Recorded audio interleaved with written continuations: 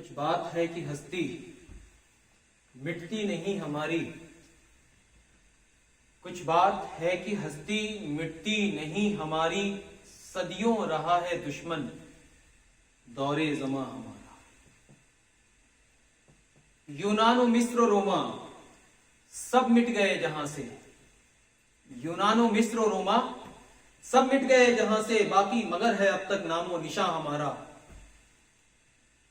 ऐ आबरूए गंगा वो दिन है याद तुझको, उतरा तेरे किनारे जब कारवां हमारा।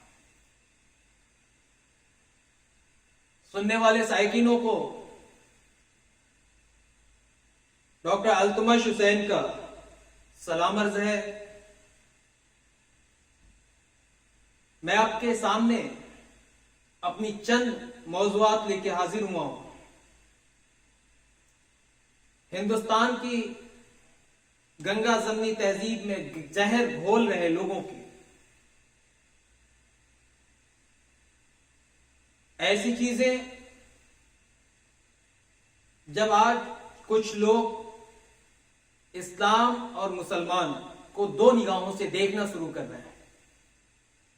यह गिनती भी अलग तरीके की हमारे अपने लोगों ने कराई, जिसकी मैं खुलेआम मजम्मत करता हूं। बेहद तकलीफ हुई जो किसी भी मदरसे के तालिबे इल्म नहीं रहे, जो किसी भी मदरसे में कभी इल्म नहीं हासिल किए,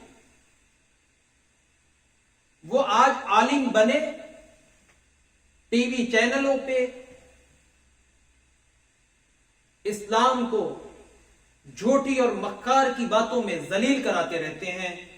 मैं इसकी मजम्मत करता हूं, मैं इसके खिलाफ जाता हूं। दोस्तों,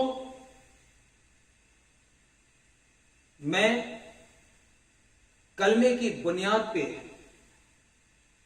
एक मुसलमान हूं। मैं आपसे बताऊं कि मैं आज हिंदुस्तान में जिस पद और कद पे काबिज हूं, ये हर एक युवा वर्ग के लिए ख्वाब होता है। मैं हिंदुस्तान के 8वें सबसे बड़े, पूरी दुनिया के 25वें सबसे बड़े हयात कारपोरेट सेक्टर का नेशनल सीईओ और इसकी जिम्मेदारियां निभा रहा हूं। यहां तक पहुंचने के लिए आप तमाम जानशीनों को, तमाम एहलकारों को, जिन्होंने दुआ करी उन्हें भी, जिन्होंने दुआ नहीं करी उन्हें भी, और जिन्होंने खिलाफतें करी उनका तो तहे दिल से शुक्रिया अदा करता हूं। दोस्तों, बात ही कुछ ऐसी है, बात ही कुछ ऐसी है। मैं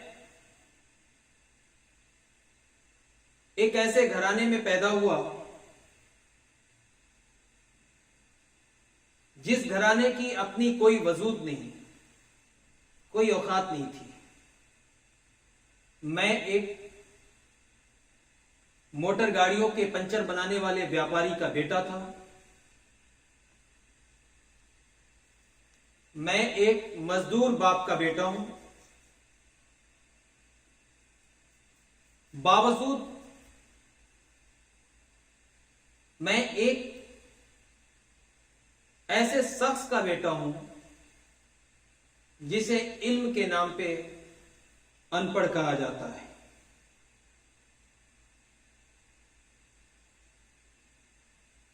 अल्लाह ने आपकी दुआएं सुनी और किसी शायर के इस मिसले और असल को जहन पे बिठाते हुए मैं अपनी बात आपके सामने आगे बढ़ा रहा हूं। दोस्तों, जब तक बिका न था मुझे कोई पूछता न था, जब तक बिका न था मुझे कोई पूछता न था, मुझको खरीद कर तूने अनमोल कर दिया। एक ऐसी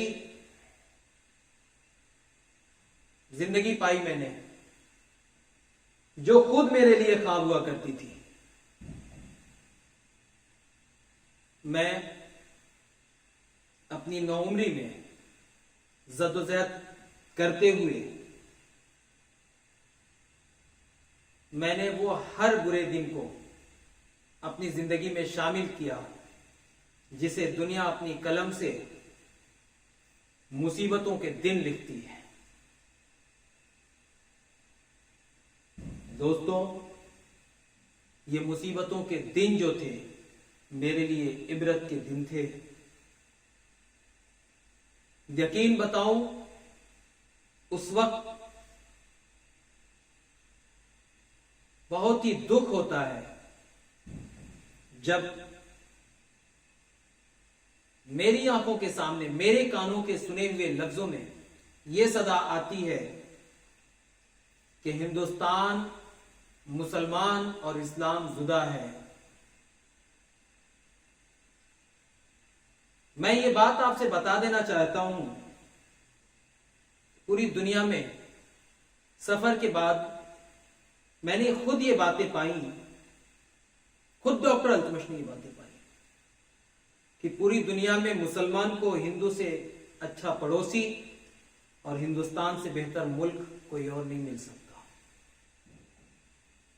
एक भी तारीखी जंग ऐसी बता दी जाए जो हिंदुइज्म और इस्लाम के खिलाफ हुई हो। मेरे भाई, हमारी असल जंग तो यहूदियों के खिलाफ थी, कल थी, आज है और कल भी रहेगी इंशाअल्लाह रहमान। हमें इतना बेदर्द क्यों कहा जाता है? कुछ दिनों पहले की बात है, जब पंचायतें होती थी, कुछ दिन पहले की बात है, जब पंचायतें होती थी, उसमें कोई ब्राह्मण पंडित जी या समाज का कोई भी बैठा होता और अगर उसमें कहीं टोपी वाले हजरत, मौलाना, हाफिज, कारी, कोई भी जिसके चेहरे पे अल्लाह का नूर होता था, बैठ जाता तो सर्वसम्मत से उसकी बातें मान ली जाती थी। आखिर कहां चूक हुई? हमने अपने वजूद को खो दिया। कहां चूक हुई? हमने अपना मयार गंवा दिया। किस तरह की बातें? आखिर मुझे एक बात समझ में नहीं आती, ये आलम इस्लाम के आलिम किस तरह का इस्लाम पेश करना चाहते हैं, कहना क्या चाहते हैं इस्लाम के बारे में? क्या इस्लाम आधुनिक युग में नहीं जिया जा सकता? और उन लोगों के मुंह पे डॉक्टर अल्तमश ये करारा तमाचा है जो ये बोलते कि हिंदुस्तान में मुसलमान कामयाब नहीं हो सकता। देखो, जिम्मेदारी निभा रहा हूं, एक ऐसे घराने की जिम्मेदारी निभा रहा हूं जिसके कर्तव्य योगियों की संख्या हिंदुस्तान में इस वक्त में 25 लाख की है और वो इसी हुकूमत में मुझे ये जिम्मेदारी दी गई है, लेकिन मैं कोई और कौन से नहीं हूं। मैंने कभी ये महसूस नहीं किया कि हिंदुस्तान में हमारी मुखालिफ हुकूमत चल रही है। हिंदुस्तान की हर हुकूमत हमारी हुकूमत है। ये जुमला क्यों नहीं अख्तियार करते? कुछ दिन पहले की बात है, मैं लखनऊ में था, अपने आवास पे था। मैं कुछ पत्रकार लोगों से रूबरू था, प्रेस थी। सुबह सादिक के वक्त मेरे पास फोन आने लगे। मैं थोड़ा सा फोन उठाने में थोड़ा सा कोताही करता हूं, जिंदगी की एक मेरी कमजोरी है। मैं बैठा था, फोन लगातार आने के बाद मैंने फोन को मेरे घर वालों ने लाके मुझे दिया, फोन आ रहे हैं, बात कर लें आप। मैंने कॉन्फ्रेंस के बीच में फोन को रिसीव किया। अजीब सी बात आई सामने, कुछ लोग इतने फिक्रमंद थे, इतने सहमे हुए थे। मेरे सामने सवाल आया, सर वो स्लॉटर हाउस बंद कर दिया गया, होगा क्या? मेरा जवाब था, काश होने दो, काश इतनी फिक्रमंदी तुमने अपने बच्चों की इल्म पे दिया होता, इतनी फिक्रमंदी तुमने मुत्तहिद रहने में करी होती, तो आज ये दिन तुम्हें नहीं देखने पड़ते हैं। मेरा ये मानना है, मेरी ये मुकम्मल बातें इत्तेहाद को लेके हैं, ये जहन में रखिए। किसी को तकलीफ, ठेस या जलील करने का मेरा कोई मकसद नहीं है। अगर कोई जलालत की शक्ल में इस बात को लेता है तो मुझे उसकी कोई परवाह भी नहीं है, भाड़ में जाए। जूते की नोक पे रखता हूं ऐसे लोगों को जो इस्लाम को बेदर्द साबित कराने में खुद मुसलमानों के साथ देते हैं। नहीं बिगड़ने वाला मेरा कुछ भी। तकलीफें होती हैं, कलमे की बुनियाद पे मुसलमान हो जाओ। अगर आज मेरे पे कोई बातें उठती हैं, उंगलियां उठती हैं, तो ये पहली उंगली नहीं होगी। इसके पहले भी दुनिया इस्लाम ने अल्लामा इकबाल के ऊपर भी उंगली उठा ली थी, और वो कोई आम इकबाल नहीं, इकबाल रहमतुल्लाह अलैह का खिताब रखते हैं, जिनके घर आधी पहर को लस्सी पीने की हाजत लिए हुए गरीब नवाज तशरीफ लाते हैं। ऐसे इकबाल को भी दुनिया ने उंगली उठा ली थी। मुझे नहीं परवाह, मेरा रब मेरे जानता है, लेकिन कोई भी ऐसा काम मैं बर्दाश्त नहीं करने वाला जिससे इस्लाम और दहशतगर्दी एक साथ जुड़ सके। मैंने हुकूमत को खत लिखा है, मदरसों के तालिबे इल्म की जरिए मेरी आपसे दरखास्त है कि आपका बच्चा, मेरा बच्चा फाजिल हो, मुफ्ती हो, आलिम हो, हाफिज हो, कारी हो, लेकिन इसके साथ साथ मेरे भाई वो डॉक्टर भी हो, इंजीनियर भी हो, वकील भी हो, कलेक्टर भी हो। क्या बुराई है इसमें? मैंने मदरसे की आधुनिकीकरण की बात क्या लिख दी, आग लग गई पूरी दुनिया में। अरे ये तो ये करना चाहता, अरे तेरे करने क्या होना,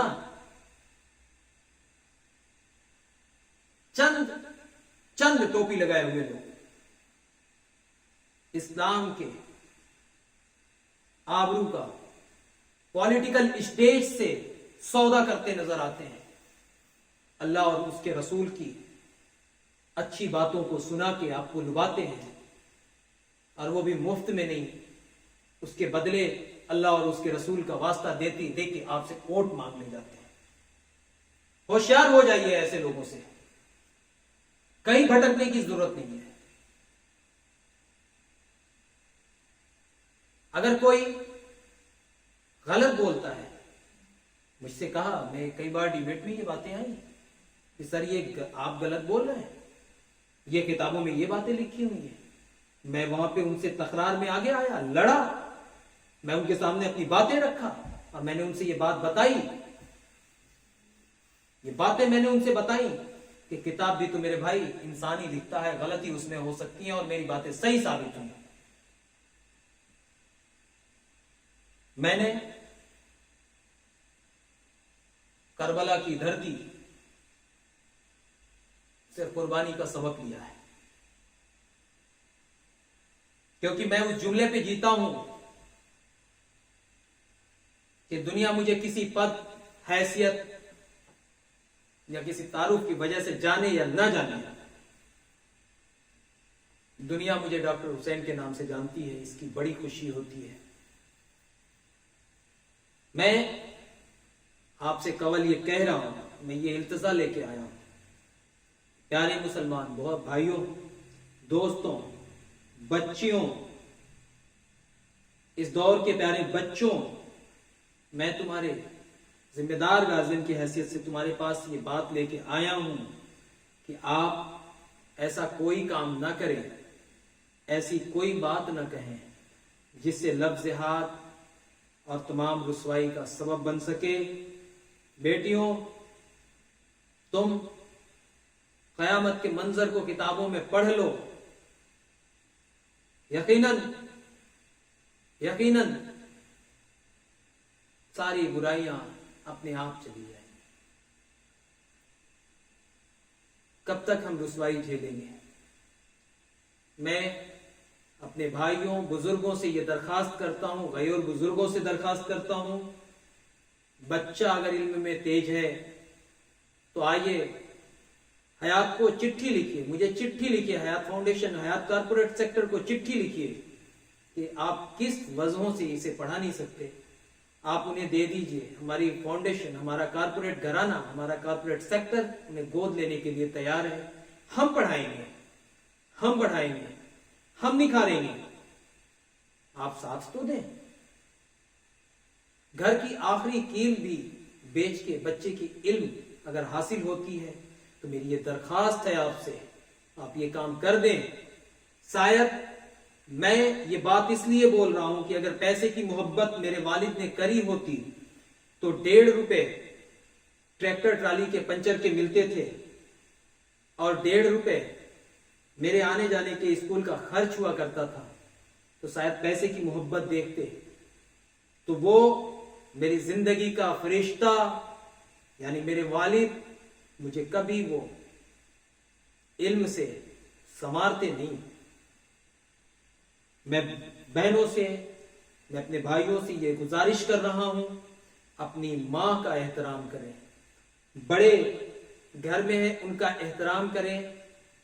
माशरा यहीं से तो बिगड़ा है मेरे भाई, हमने घरों में माँ बाप की, वालिदैन की इज्जत छोड़ दी, हम घर में रुसवा हो गए। मैं आपके सामने एक तंजीमी छोटा सा मुखड़ा रख के विदा लेता हूं।